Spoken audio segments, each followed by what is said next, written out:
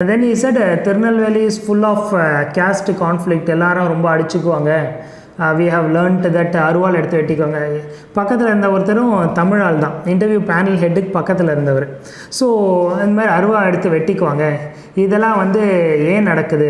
அந்த உங்கள் ஊரில் வந்து இந்த அருவா கல்ச்சர்லாம் ரொம்ப அதிகமாக இருக்குது. ஸ்டூடெண்ட்ஸ் எல்லாருமே வந்து இந்த கல்ச்சருக்கு ஏற்றவாறு ரொம்ப போகிறாங்க அப்படின்ற மாதிரி ஒரு question. So what is your point on it? நீங்கள் ஆஃபீஸர் ஆனால் நீங்கள் என்ன பண்ணுவீங்க அப்படிங்கிற மாதிரி கேட்டாங்க. எனக்கு தோணுன பதில் என்னென்னா, அவங்கக்கிட்ட இது கொஸ்டின் அண்ட் ஆன்சர் மாதிரி தான் நான் திருப்பி கேட்டேன். பிகாஸ் இன்ஃபேக்ட் நிறைய கோச்சிங் சென்டர்ஸில் கூட சொல்லுவாங்க, ஆரம்பிக்கும் போது உங்களுக்கு ஏதாவது ஒரு பதில் தெரியலனா, I beg you pardon sir, excuse me sir, sorry sir, I didn't get your point sir, இந்த மாதிரி வந்து ஒரு 10 வார்த்தை சொல்லி கொடுத்துட்டு, இந்த 10 ஏன்னா எனக்கு முன்னாடி போன இன்டர்வியூவில் போனவருக்கு பண்ண தப்பு அது நான் பார்த்துருக்கேன். என்னென்னா, யூத் பேப்பரின் இனிய வணக்கம். மறக்காமல் சப்ஸ்கிரைப் பண்ணுங்கள், பக்கத்தில் இருக்க பெல் ஐகானை கிளிக் பண்ணுங்கள். Thank you. Exam 360 Coimbatore Coaching Center for TNPC Group 2, Group 4, SSC, Bank, Railways, Insurance, Gandhipuram, Coimbatore. SP Mailadurai, Suguna Singh IPS. I belong to 2013 batch of Indian Police Service. UPSC இன்டர்வியூக்கு நான் போகும்பொழுது அது ஒரு ரவுண்டான ஒரு chamber இருக்கும். அந்த வளைவான ஒரு சர்க்கிள் மாதிரி இருக்கக்கூடிய அந்த ஒரு ஹாலில் சென்டரில் ஸ்டூடெண்ட்ஸ் எல்லோரும் உட்காந்துட்ருப்பாங்க. ரேண்டமாக யார் யார் என்னென்ன பேனல்னு அப்போ தான் முடிவு பண்ணிட்டு ஒரு லிஸ்ட்டு வரும். இந்த பேர்லாம் நீங்கள் இந்த ஆர்டரில் இவங்க சேம்பரில் போங்க அப்படின்னு சொல்லி ஒரு ஆர்டர் வரும். ஸோ எனக்கும் அப்படி இன்டர்வியூ வந்தது. நான் 3வது ஆளாக உள்ளே போகணும். உள்ளே நுழையும் போது உண்மையிலே ரொம்ப பதட்டத்தோட பயத்தோட அப்படி தான் உள்ளே நுழைஞ்சேன். பட் உள்ளே நுழையும் போது ஒரு சில விஷயங்கள் எனக்குள்ளே நல்லாவே இருந்துச்சு. கான்ஃபிடென்ஸ். பிகாஸ் அந்த டைம் ஒரு ஆங்ஸைட்டி இருக்கும். அந்த ஆங்ஸைட்டியை பாதி நேரம் நம்மளை சரிவர பேச விடாது. பட் ஆனால் நான் ஒரு விஷயத்தில் ரொம்ப கிளியராக இருந்தேன். நான் உள்ளே போகும்போது நான் இந்த ப்ரிப்பரேஷனுக்காக உண்மையிலே ரொம்ப கஷ்டப்பட்டு தெளிவாக ப்ரிப்பேர் பண்ணியிருக்கேன். இது வந்தாலும் வரலனாலும் எனக்கு பெரிய விஷயம் இல்லை. நான் நல்ல ஒரு நாலேஜ் கெயின் பண்ணியிருக்கேன். என்னுடைய இந்த நாலேஜே போதும். இந்த இன்டர்வியூ வந்தால் ரொம்ப சந்தோஷம், வரலனாலும் நான் அதுக்காக வருத்தப்பட போகிறதில்ல. அதனால் நான் ஒரு ஓப்பன் மைண்டோட போக போகிறேன். என் மனசுக்கு என்ன தோணுதோ நான் அதை தான் பேச போகிறேன் அப்படிங்கிற ஒரு தாட்டோடு தான் போனேன். இன்ஃபேக்ட் நிறைய கோச்சிங் சென்டர்ஸில் கூட சொல்லுவாங்க, ஆரம்பிக்கும் போது உங்களுக்கு ஏதாவது ஒரு பதில் தெரியலனா, I beg you pardon sir, excuse me sir, sorry sir, I didn't get your point sir, இந்த மாதிரி வந்து ஒரு 10 வார்த்தை சொல்லி கொடுத்துட்டு, இந்த 10 ஏன்னா எனக்கு முன்னாடி போன இன்டர்வியூவில் போனவருக்கு பண்ண தப்பு அது நான் பார்த்துருக்கேன். என்னென்னா, இந்த வார்த்தைகள் எல்லாமே சொன்னால் தான் உங்களுக்கு பிடிக்கும் அப்படிங்கிற ஒரு எண்ணத்தோடு என்ன பண்ணாங்க, மனசுக்குள்ளே இந்த வார்த்தைகள் திரும்பி திரும்பி சொல்லுவாங்களே தவிர, அங்கே போகும்போது அந்த வார்த்தைகள் பேசுறது ரொம்ப ஆர்டிஃபிஷியலாக இருக்கும்.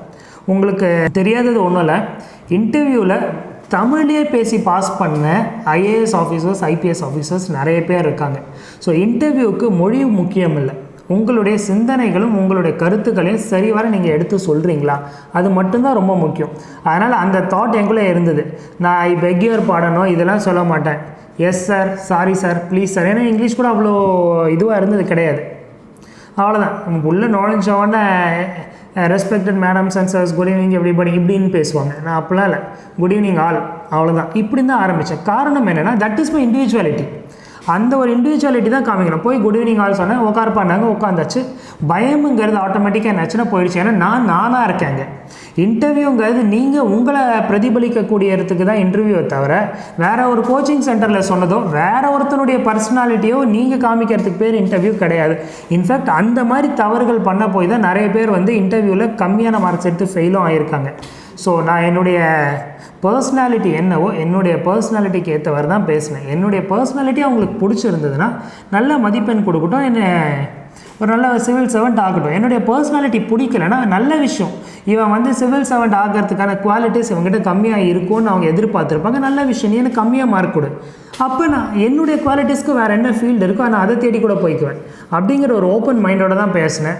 அண்டு நல்ல விஷயம் என்னென்னா, நான் இன்டர்வியூ அட்டன் பண்ணி முடிச்சுட்டு வந்ததுக்கப்புறம் அன்றைய தினம் போன பசங்களே எனக்கு தான் ஹையஸ்ட் மார்க்ஸ் கிடச்சிது. Because I was true to my self and I was genuine to my self.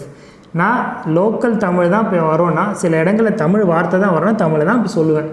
English சில இடத்துல தப்பாக வரணும், தப்பாக தான் பேசுவேன். ஆனால் மனப்பாடம் பண்ணிட்டோம், அடிச்சிட்டோம், நான் எந்த விஷயத்தையும் சொல்ல மாட்டேன். இதில் ரொம்ப கிளியராக இருந்தேன்.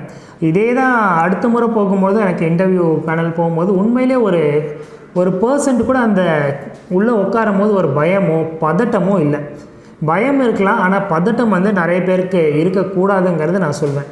கிடைக்குமோங்கிற பயம் நம்மளை அறியாமலே வந்துடும். ஆனால் இந்த பதட்டம் இருக்காது உங்களை நிறைய டைம் பதில் சொல்ல விடாது. ஏன்னா மார்க் இன்டர்வியூ என்னாச்சு, ஐபிஎஸ் பாஸ் பண்ணதுக்கப்புறம் நானே நிறைய பேருக்கு மார்க் இன்டர்வியூ நடத்தியிருக்கேன். ஏன்னா எப்படியெல்லாம் இது பண்ணணும்னு எனக்கு அப்போ தான் தெரிய வருது நிறைய பேர் பண்ணக்கூடிய தவறுகள் என்னங்கிறது. ஏன்னா மார்க் இன்டர்வியூனால் இப்போ நான் ஒரு இன்டர்வியூவராக உட்காந்து ஒரு 4 ஸ்டூடெண்ட்ஸ் கிட்ட ஒரு பேனல் மாதிரி என்னோடய ஃப்ரெண்ட்ஸ் ஒரு 4 பேர் உட்காந்து நீங்கள் சொல்லுங்கள் அப்படின்னு சொல்லும் போது இஷ்டத்துக்கு வந்து எல்லாருமே என்ன பண்ணுவாங்கன்னா அந்த டாப்பர்ஸ் இன்டர்வியூன்றது யூடியூப்லலாம் பார்ப்பாங்க. யாரெல்லாம் நம்பர் 1 ரேங்க் எடுத்தாங்க அவங்க எப்படிலாம் சொன்னாங்க பார்த்துட்டு அவங்க என்னெல்லாம் வார்த்தைகள் பேசுகிறாங்களோ அதே வார்த்தைகள் பேசுவாங்க.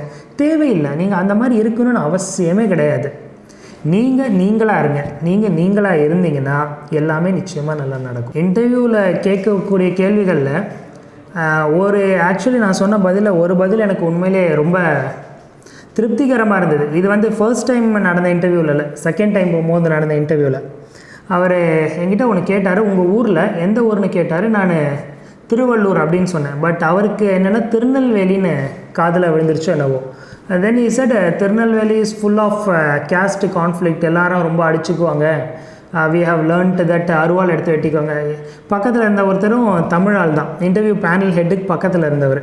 ஸோ இந்த மாதிரி அருவா எடுத்து வெட்டிக்குவாங்க, இதெல்லாம் வந்து ஏன் நடக்குது, உங்கள் ஊரில் வந்து இந்த அருவா கல்ச்சர்லாம் ரொம்ப அதிகமாக இருக்குது, ஸ்டூடெண்ட்ஸ் எல்லாருமே வந்து இந்த கல்ச்சருக்கு ஏற்றவாறு ரொம்ப போகிறாங்க அப்படின்ற மாதிரி ஒரு question. So what is your point on it, நீங்கள் ஆஃபீஸர் ஆனால் நீங்கள் என்ன பண்ணுவீங்க அப்படிங்கிற மாதிரி கேட்டாங்க. அவங்க கேட்டதுனாலேயோ என்னவோ தெரியல, என்னோடய சர்வீஸில் 5 வருஷம் திருநெல்வேலியிலே போயிடுச்சு.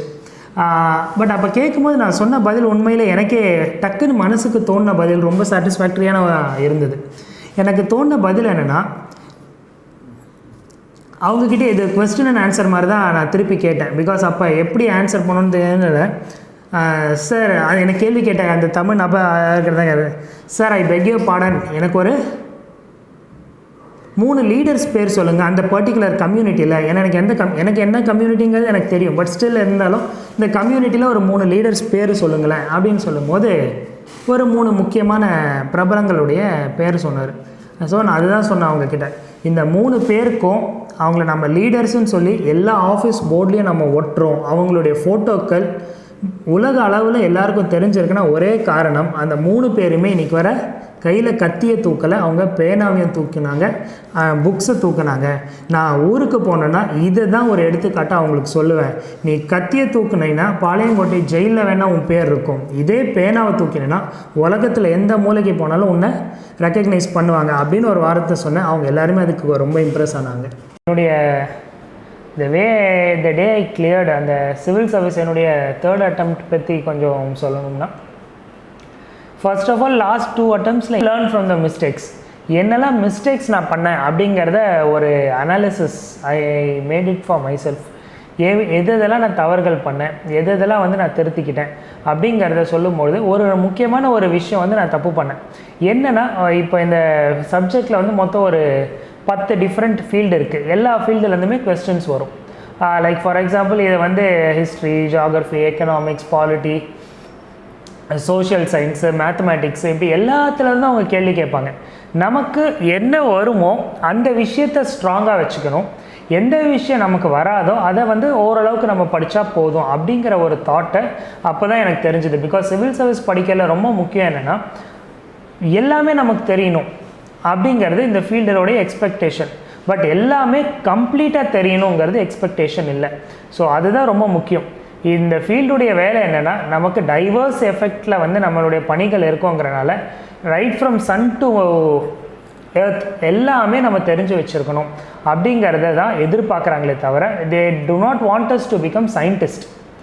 சூரியனை பற்றி படிக்கணும்னு தான் எதிர்பார்க்குறாங்களே தவிர நீங்கள் சயின்டிஸ்ட் ஆகணும்னு எதிர்பார்க்கல, மேக்ஸ் தெரியணும்னு எதிர்பார்க்குறாங்களே தவிர நீங்கள் பெரிய மேத்தமெட்டிஷியன் ஆகணும்னு எதிர்பார்க்கல.